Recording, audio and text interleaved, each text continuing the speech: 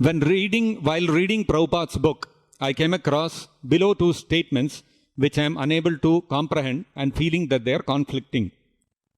Number one, whoever enters the spiritual world never falls down. Number two, the soul wandering in the material world have fallen down from the spiritual world. If the soul who enters the spiritual world never falls down, then how, as per second statement, we can understand we fell down from the spiritual world? So this question is there. This is not a new question. This has been always there. So the simple answer is, Krishna says in the Bhagavad Gita, Yat gatva na nivartante tabdhama paramam mama. Krishna says, once we go back to the spiritual world, we will not fall down again. So that means when we are originally in the spiritual world, we have, you see, the jiva, Krishna actually has three energies. Okay, three energies of Krishna are there. One is called the internal energy, Antaranga Shakti.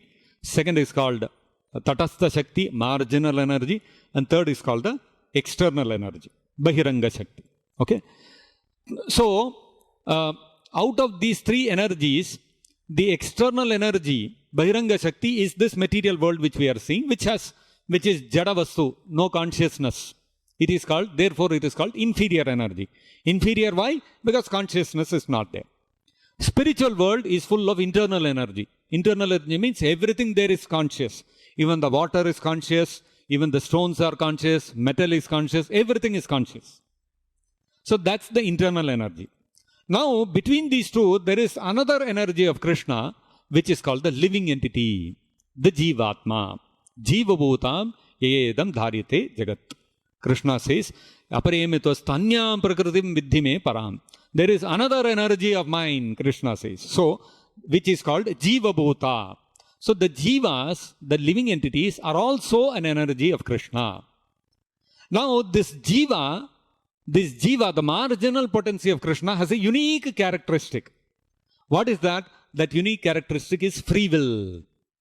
The free will to be either under the control of the internal energy of Krishna or to be under the control of the external energy of Krishna. This is a unique characteristic of only the Jiva. The Bahiranga Shakti, the external energy of Krishna, Jadavastu, consciousness, it has no such free will. And the internal energy of Krishna, there are many personalities who are made from the internal energy of Krishna, who are expansions of the internal energy of Krishna. Personalities like Radharani, Nanda Maharaj, Yashodamai, they are all of a different category. They are not Jivas. So they will never fall down. They will never misuse their free will. So now in between, the Jiva that is there has got this unique ability to misuse his free will and come down to be controlled by the external energy of Krishna. And therefore we are called the marginal energy or Jiva Bhuta. So the Jivas, when we are originally in the spiritual world, at some point we develop this desire that why only Krishna should be the Supreme Lord, why I cannot be the center of everybody, and why should everybody not serve me instead of everybody serving Krishna. So when we misuse our free will like that, when we develop a desire like that, what happens? We come to this material world. Once having come to this material world, when we become reformed, when we come under the shelter of the lotus feet of a pure devotee like Srila Prabhupada, and we realize that, this is not my position, this is not my constitutional position to try to become an independent enjoyer, but my constitutional position is to eternally be a servant of Krishna. Then we develop our devotion to Krishna and we become pure devotees, and then we go back. What happens? Then Krishna says, Yad gatva na nivartante. Then we will not again come back to this material world. So that way, those jivas who have come into this material world, when they reform themselves and go back to the spiritual world, Krishna will always give those jivas a sense of the kind of bitter experience that is there in the material world.